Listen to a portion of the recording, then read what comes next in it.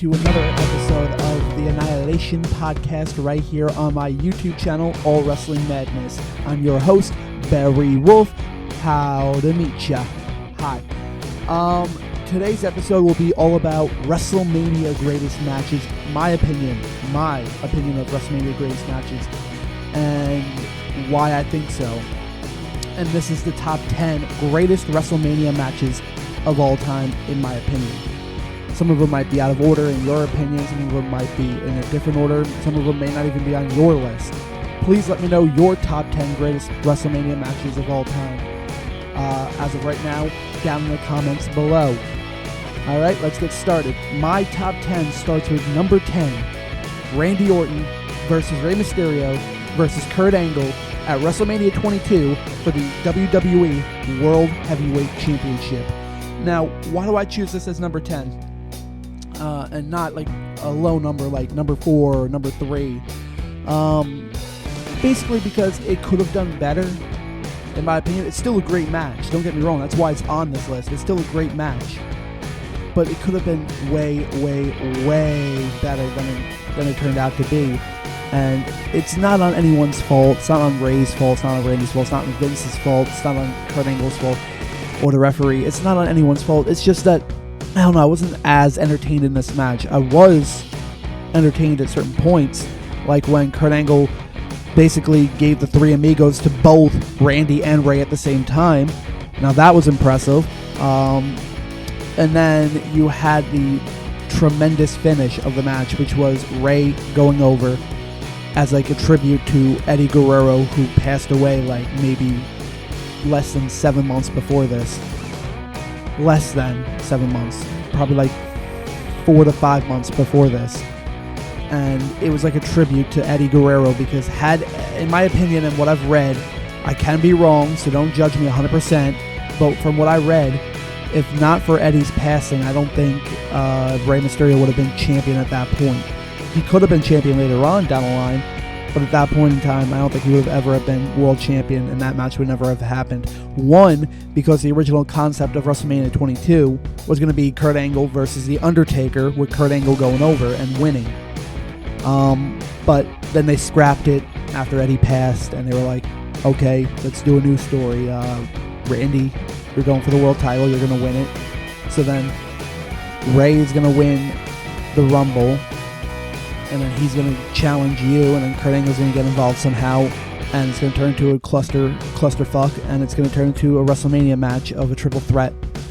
And it was, like I said, it was a great match, but it wasn't that great of a match. It could have done a lot better. And I know I'm going to get a lot of flack for this, a lot of probably hate comments, but it's my opinion, and I don't think it was that great of a match.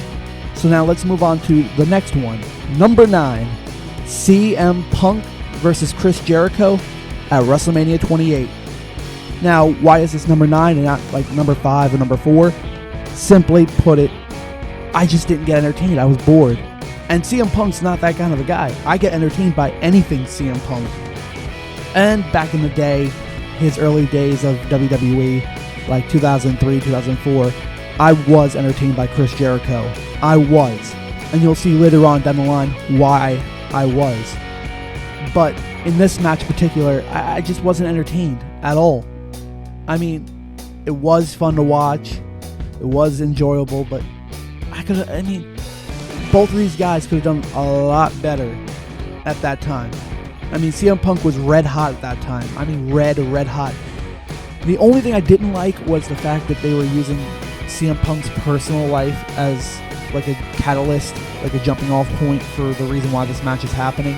Like, CM Punk's family were drug addicts, or they were alcoholics, or something like that. Like, you don't use someone's real life, even if they gave you permission, even if Vince McMahon walked up to you and was like, can we do this, and you say, okay, not a problem. I still don't see that as a reason to do things. Like, you don't use someone's personal life, unless it's them personally. You don't use their family's personal life, is what I'm trying to get at. You don't use their family's personal life to do a match. You just don't. In my opinion, this match could have done a lot better if it was told a lot differently. The match itself was great. It's just the story build-up that wasn't great for it. I mean, like I said, and I know I keep friggin' repeating myself. I know I keep repeating myself. But you just don't do that. You don't bring someone's you don't bring someone's family's personal life into the story. You just don't. It doesn't work out right. And that's why I made it number 9 on my list. Now let's go down to number 8. Daniel Bryan versus Randy Orton versus Batista at WrestleMania 30 for the world title. Now, why didn't I put Daniel Bryan versus Triple H first and then miss somewhere down the line? Because Daniel Bryan versus Triple H sucked. The original concept was only supposed to be CM Punk versus Triple H. But CM Punk left after WrestleMania, after Royal Rumble of 2014, because he felt like WWE was disrespecting him. He felt like he wasn't getting what he deserved, what he earned. And to be honest, I have to agree with him, because Triple H is a type of guy that's similar to Hulk Hogan. Yeah, at times, if he sees it right, he'll put other people over.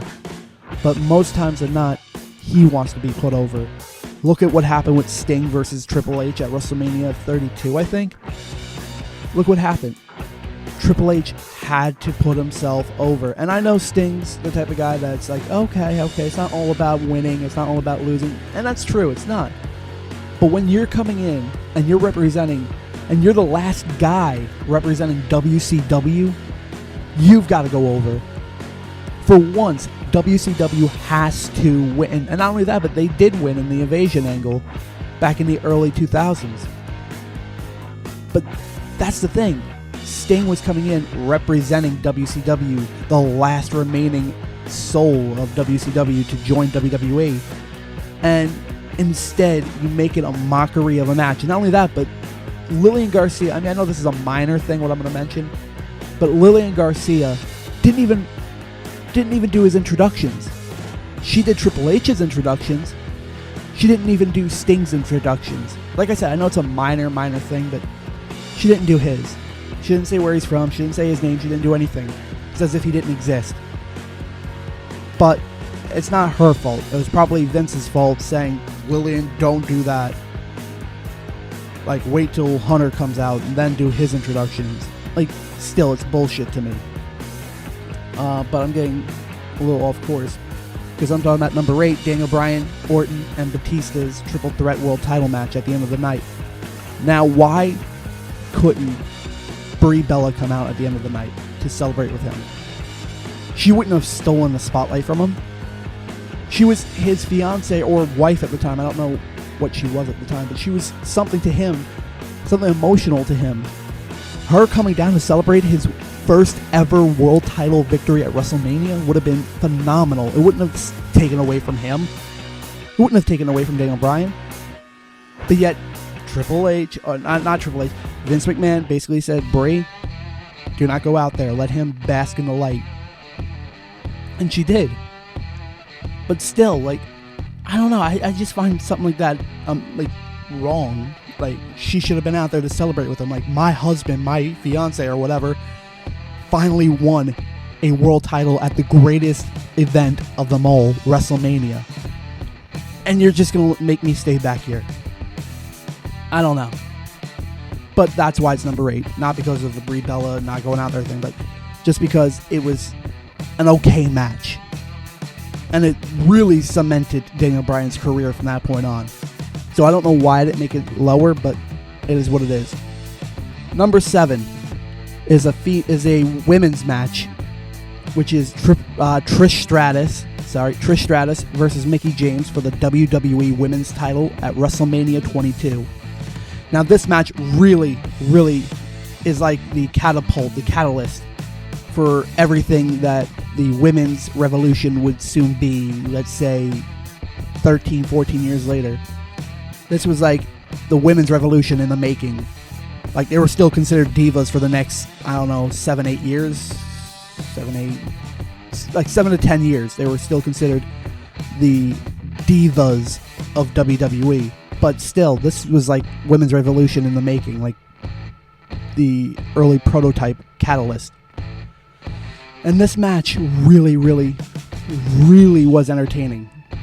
It truly was. It just is everything that I thought it would be and more. Could it have been better? No, because it was great. I loved everything about it, the entire storyline. And a little fun fact, the storyline that was created, the fanatic fan, lesbian fan that Mickie James was portraying, was supposed to be Mickie James being like a lesbian fan of Lita. Like, literally, or at least a fan, like a super fan, like a overly obsessed fan of Lita. That was a story that Mickie herself created. She didn't create the Trish Stratus part of it. That was Vince McMahon changing her story up a little bit to focus more on Trish Stratus rather than on Lita. Now, why did he do that? I don't know. I would like to be in the ultimate reality where I got to see and experience her version of the story to see if it would have still been just as great. But in my opinion, this was a great, fantastic match, and it was just a great match. And that's why Trish Stratus versus Mickie James was number 7 on my list. So let's go down to number 6, Undertaker versus Triple H at WrestleMania 17. Now, why did I choose this match to be number 6?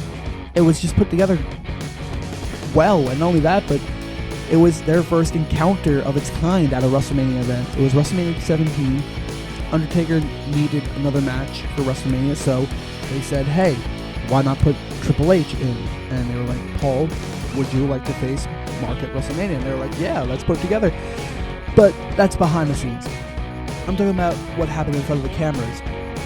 And Undertaker putting Triple H through what would be his first hellacious match was well put together. And I honestly do think it was great to watch. It was their first ever encounter at a WrestleMania event. Most people think 27 was their first encounter. No. If you're a true hardcore WWE fan, you know, like me, WrestleMania 17 was their first encounter of its kind. And this was put together quite well. And it was just that.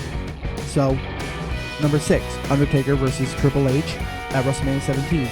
Let's move on down the card now to WrestleMania 21 at number 5 on my list. WrestleMania 21, Randy Orton versus The Undertaker. Now, another Undertaker match. Why did I choose this one? Because it was a great match put together. Randy Orton needed to cement his career further after breaking away from Evolution, and it was a way basically to try and cement Randy Orton as a serious heel gimmick, and he was the biggest a-hole character at that time. Excuse me. And he was just put together well. It was supposed to be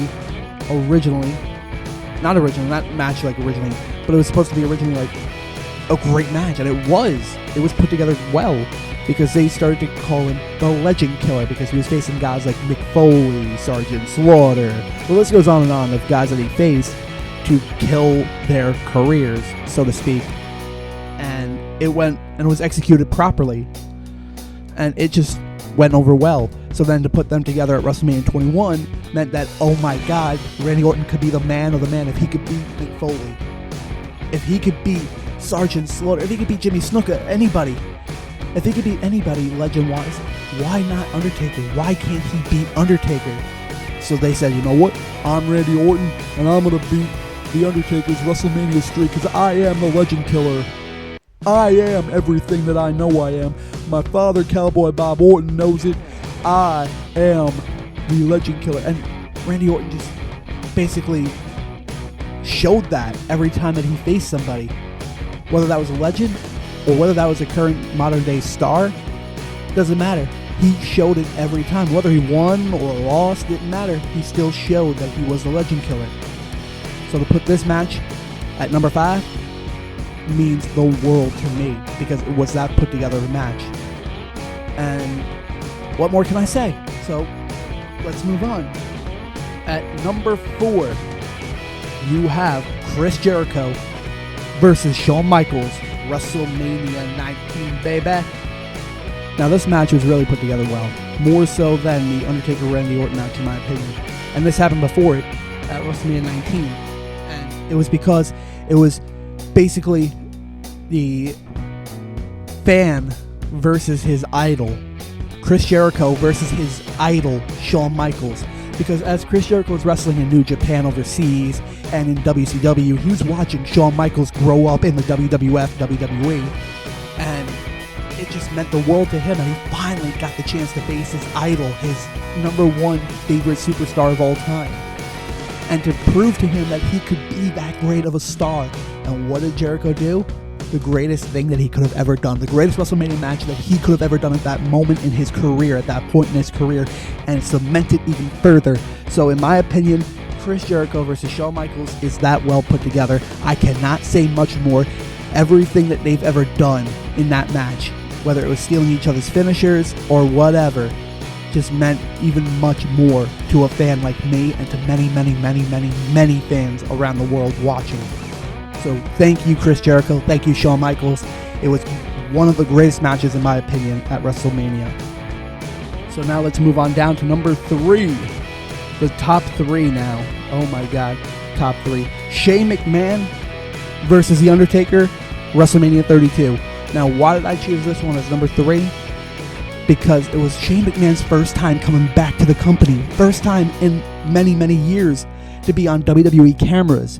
Not only on WWE cameras, but to be in a WWE ring for a wrestling match, for a physical contest.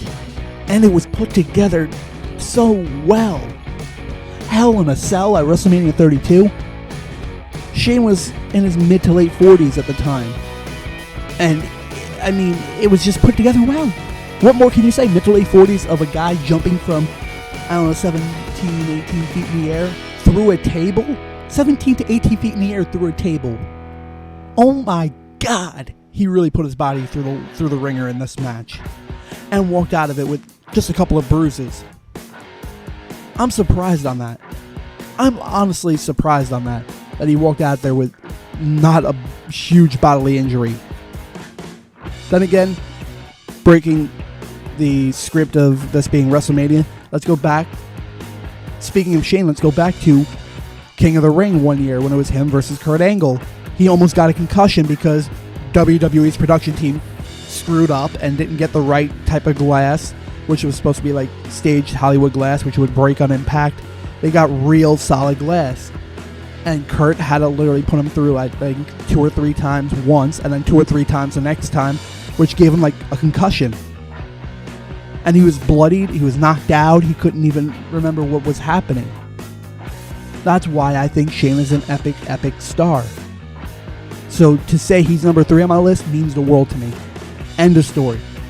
Let's go to number 2. Number 2 on my list of top 10 greatest WrestleMania matches of all time.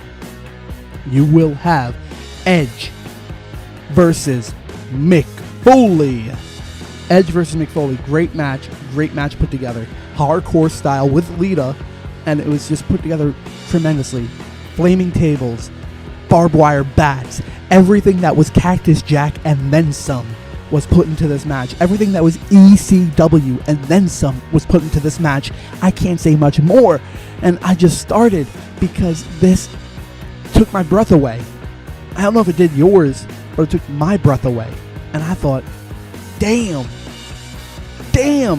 Edge and Mick Foley going at it for what I think was, 12 to 15 minutes?